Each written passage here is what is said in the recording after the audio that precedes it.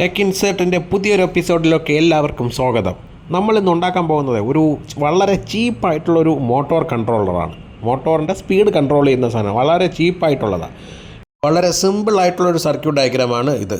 ഇതിൻ്റെ കോർ സാധനം എന്ന് പറഞ്ഞാൽ ഒരു IRLB4132 എന്ന് പറയുന്ന ഒരു N ചാനൽ മോസ്ഫെറ്റാണ്. അതിൻ്റെ മാക്സിമം വോൾട്ടേജ് എന്ന് പറഞ്ഞാൽ 30 വോൾട്ടേജ് വരെ അതിനെ ഹാൻഡിൽ ചെയ്യാൻ പറ്റും.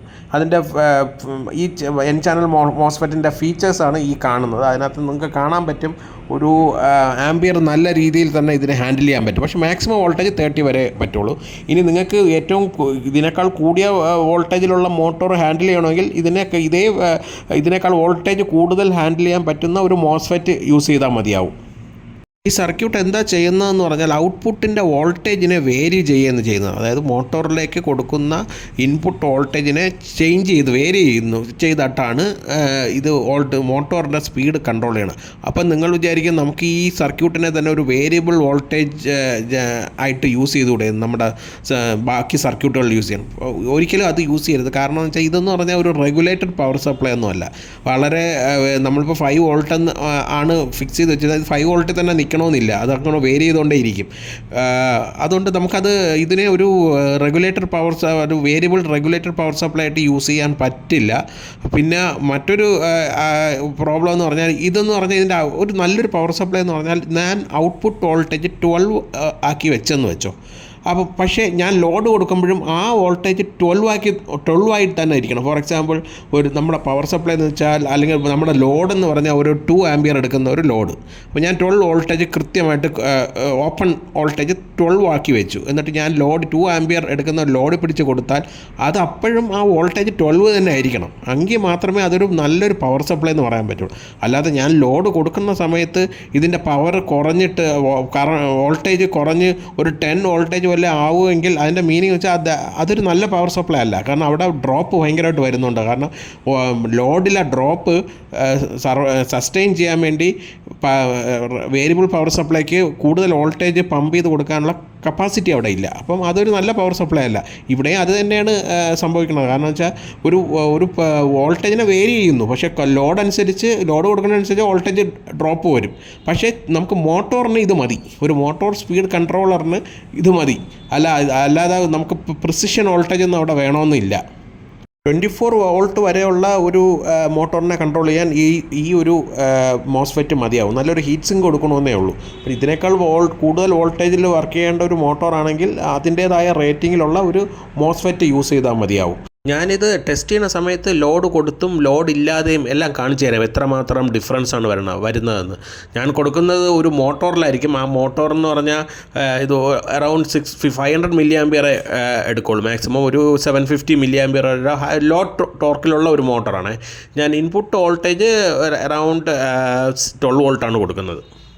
നമുക്ക് ഏതായാലും ഈ ഒരു സർക്യൂട്ട് ഫുള്ളി ഒന്ന് ടെസ്റ്റ് ചെയ്ത് നോക്കാം. വോൾട്ടേജ് കൊടുക്കുമ്പോൾ ശ്രദ്ധിച്ചോ, ഇത് മോട്ടോർ എത്ര മാത്രം സ്പീഡ് കുറച്ച് ആണ് കറങ്ങുന്നതെന്ന് നിങ്ങൾക്ക് കാണാം. ഇത് വളരെ കുറഞ്ഞ സ്പീഡിലാണ് കറങ്ങുന്നത്. കാരണം ഇത് ഫുൾ ലോ ആക്കിയിട്ടില്ല. കാരണം വെച്ചാൽ ഫുൾ ലോ ആക്കിയാൽ 0 വോൾട്ടേജാണ്. ഇത് 0 വോൾട്ടേജ് മുതൽ അറൗണ്ട് 10-11 വോൾട്ടേജ് വരെ ഇതിന് സപ്ലൈ ചെയ്യാനുള്ള കപ്പാസിറ്റി ഉണ്ട്. കാരണം സ്പീഡ് കൂടുന്നതനുസരിച്ച് മോട്ടോറിൻ്റെ സ്പീഡ് നന്നായിട്ട് കൂടുന്നുണ്ട്. നമുക്കൊരു ഫാൻ കൺട്രോളറായിട്ട്, അതായത് 12 വോൾട്ട് ഫാൻ കൺട്രോളറില്ലേ, അതായിട്ട് യൂസ് ചെയ്യാൻ ഇത് വളരെ ബെസ്റ്റാണ്. 2 ആംബിയറൊക്കെ കൺസ്യൂം ചെയ്യുന്ന ഒരു ഫാനാണെങ്കിൽ, 12 വോൾട്ട് ഫാനാണെങ്കിൽ നല്ലൊരു ഹീറ്റ് സിങ്ക് കൊടുക്കാൻ ശ്രദ്ധിക്കണം. കാരണം ഇല്ലെങ്കിൽ ചെറിയ ഹീറ്റ് സിങ്കിൽ നിൽക്കില്ല അത്. ട്രാൻസിസ്റ്ററിൻ്റെ സെയിം പ്രിൻസിപ്പിൾ തന്നെയാണ് ഇവിടെ യൂസ് ചെയ്തേക്കണം. കാരണം വെച്ചാൽ ട്രാൻസിസ്റ്ററിൻ്റെ ബേസിലുള്ള കറണ്ട് കൺട്രോൾ ചെയ്തിട്ട് നമ്മൾ കളക്ടർ കറണ്ട് വേരി ചെയ്യുന്നു. ഇവിടെ ആണെങ്കിൽ മോസ്ഫെറ്റിൻ്റെ ഗേറ്റിലോട്ട് കൊടുക്കുന്ന വോൾട്ടേജ് ചേഞ്ച് ചെയ്തിട്ട് നമ്മൾ മോസ്ഫെറ്റിൻ്റെ ഔട്ട്പുട്ട് ഡ്രെയിൻ കറണ്ടിനെ കൺട്രോൾ ചെയ്യുന്നു, അല്ലെങ്കിൽ ഔട്ട്പുട്ട് വോൾട്ടേജിനെ നമ്മൾ കൺട്രോൾ ചെയ്യുന്നു. ഞാനിതൊരു വോൾട്ടേജ് മീറ്റർ വെച്ച് കാണിച്ചു തരാം എത്രമാത്രം വോൾട്ടേജ് ആണെന്ന്. ഈ വോൾട്ടേജ് മീറ്റർ എന്ന് പറഞ്ഞാൽ ഞാൻ തന്നെ അസംബിൾ ചെയ്തതാണ്. ഇതിൻ്റെ ഒരു വീഡിയോ ഞാൻ കാണിച്ചു തരാം. ഇതിന് മാക്സിമം 100 ആംബിയർ വരെ മെഷർ ചെയ്യാനുള്ള കപ്പാസിറ്റി ഉണ്ട് ഈ ഒരു വോൾട്ടേജ് മെഷർമെൻറ്റ് മീറ്ററിന്. ഞാനത് കാണിച്ചു തരാം. ഞാനിപ്പം കൊടുത്തേക്കെന്ന് വെച്ചാൽ മോട്ടോറിൻ്റെ ഇൻപുട്ടായിട്ടാണ് വോൾട്ടേജ് ഇത് ചെയ്തേക്കുന്നത്. നമുക്ക് കാണാൻ പറ്റുക 4.5 വോൾട്ടേജാണ് അവിടെ കാണിക്കുന്നത്. ഞാനിനി വോൾട്ടേജ് വേരി ചെയ്ത് കാണിച്ചു തരാം. ഇൻപുട്ട് കൺട്രോൾ ചേഞ്ച് ചെയ്യുന്നതനുസരിച്ച് നിങ്ങൾക്ക് കാണാൻ പറ്റും സ്പീഡ് കുറയുന്നതനുസരിച്ച് വോൾട്ടേജും അതിനനുസരിച്ച് കുറയുന്നതായിട്ട്.